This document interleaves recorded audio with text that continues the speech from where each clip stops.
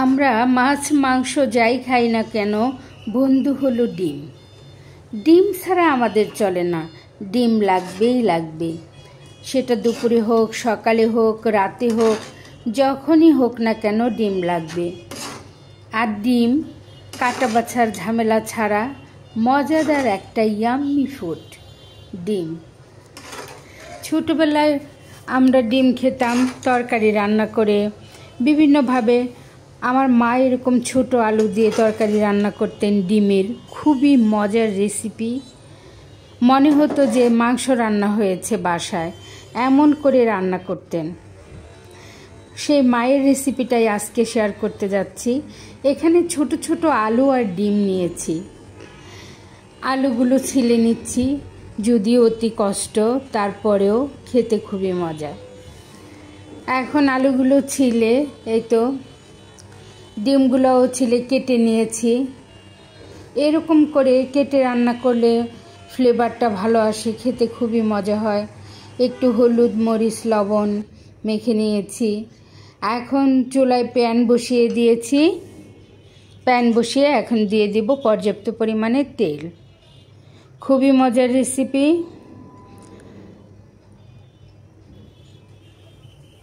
আলু, পেঁয়াজ আর টমেটো দিয়ে রান্না করব।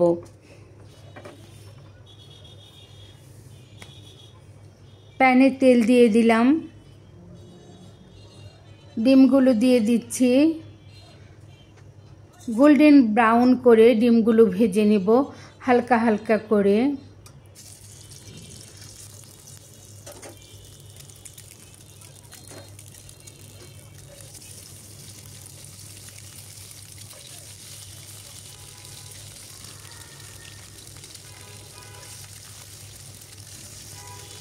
এই তো দেখতে পাচ্ছেন আন্ডা ভাজা প্রায় শেষ। একটু উল্টে এখন নামিয়ে নিব।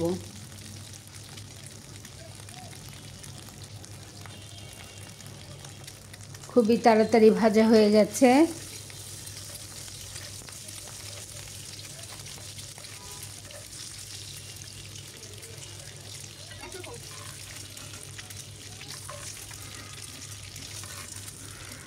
এখন এখানে দিয়ে দিব কাটা পেঁয়াজ আর কাঁচামরিচ। কাঁচামরিচ অপশনাল, যার পছন্দ দিবেন, যার নয় দিবেন না, কারণ ডিমের তরকারিতে কিন্তু কাঁচামরিচ দেওয়া হতো না আগে। এখন একটু ঝালের জন্য দেই, আর এটা যদি তেলে ভেজে দেওয়া হয় কোনো সমস্যা নেই, খেতে খুবই মজা হয়।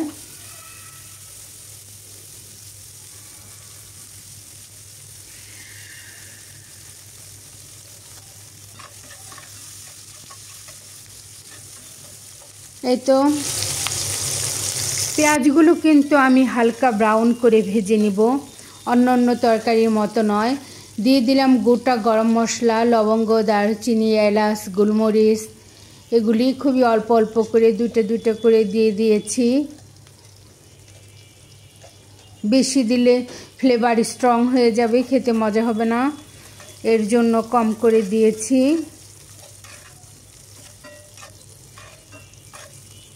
দেখতে পাচ্ছেন পেঁয়াজগুলো খুব সুন্দর করে ভাজা হয়ে গেছে।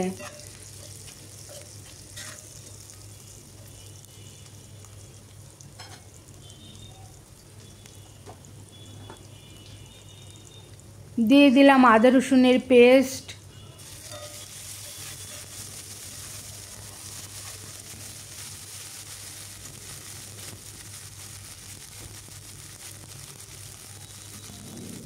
পরিমাণ মতো লবণ দিয়ে দিলাম।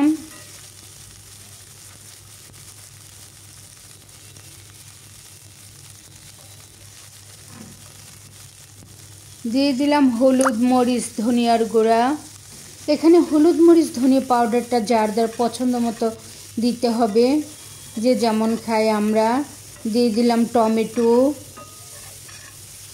আমি কিন্তু কোনো ধরনের পানি দিইনি, যেহেতু টমেটো দিব আর টমেটোটা আমি গালিয়ে ফেলবো, এর জন্য কোনো ধরনের পানি দিইনি। এই টমেটোর পানি দিয়ে আমি, টমেটোর থেকে যে রসটা বেরোবে এটা থেকে দিয়ে আমি মশলা কষিয়ে নেব।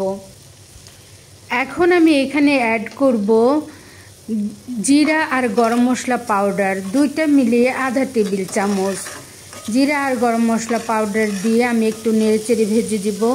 যেহেতু এই মশলাটা আমি ভেজে গুঁড়া করিনি, একদম শুকিয়ে তাওয়ার মধ্যেই শুকিয়েছি, একদম মুচমুচে করে তারপরে গুঁড়া করেছি। তার জন্য আমি মশলার সাথেই দিয়ে দিলাম যাতে একটু ভাজা হয়ে যায়।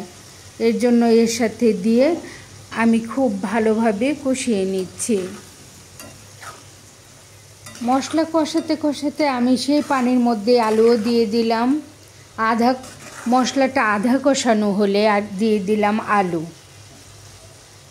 এখন আলুর সাথে খুব ভালোভাবে টমেটো, কাঁচামরিচ, পেঁয়াজ, গোটা মশলা সব মিলানো, এটা খুব সুন্দর করে কষিয়ে নিব এবং ঢেকে দিব।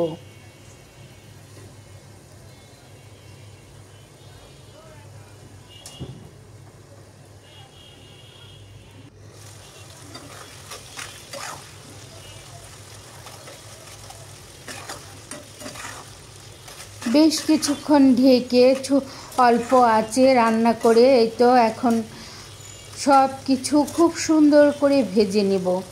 একদম ভালোভাবে কষাতে থাকবো।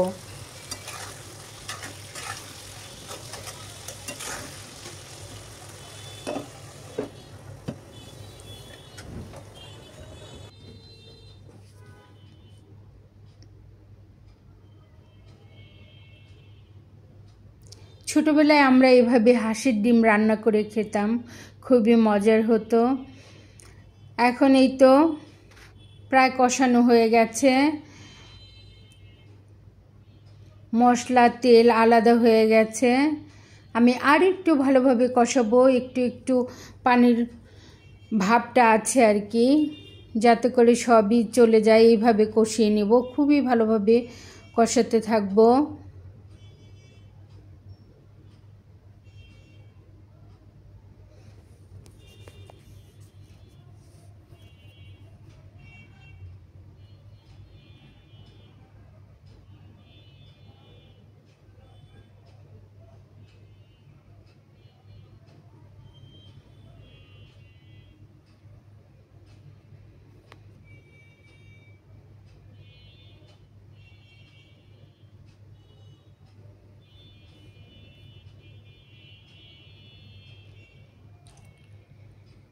প্রায় কষানো হয়ে গেছে,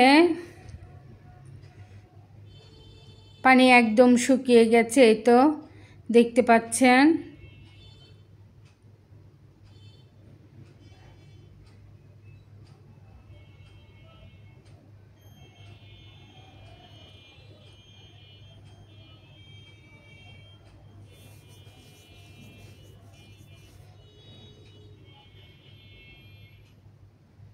প্লিজ ভিডিওটা লাইক দিয়ে দেখবেন।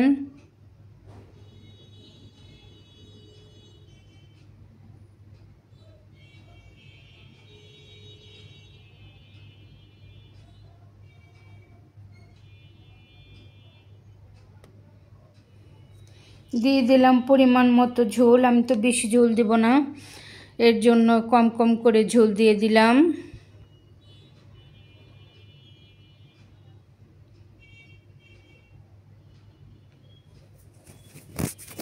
এখন ঢেকে দিব।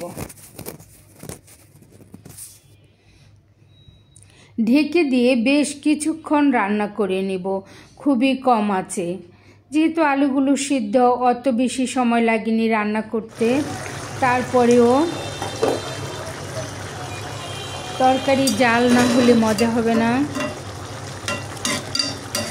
এই তো আমার রান্না ডান, দেখতেই পাচ্ছেন যেমন সুন্দর হয়েছে, খেতেও ভীষণ মজা, ভীষণ মজার। এই যারা ডিম লাভার আছেন তাদের জন্য, তাদের তো আরও ভালো লাগবে। খুবই মজার এই রেসিপিটা।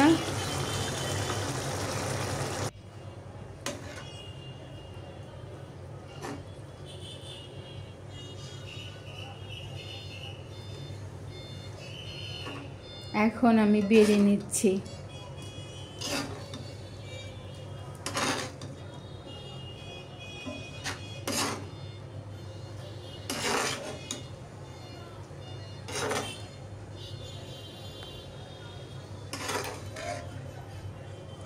এই তো আমি একটা বাটির মধ্যে বেড়ে নিচ্ছি।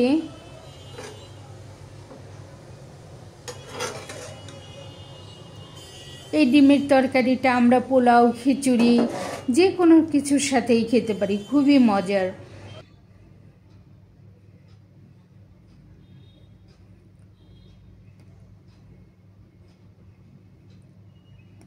এই তো দেখতে যেমন সুন্দর, খেতেও ভীষণ মজার। অবশ্যই এই মজাদার রেসিপিটা বাসায় ট্রাই করবেন আমার মতো করে, আমার রেসিপিতে। আমার পাশে থেকে মজাদার এই এগ কারিটা দেখার জন্য সবাইকে অসংখ্য অসংখ্য ধন্যবাদ। আসসালামু আলাইকুম।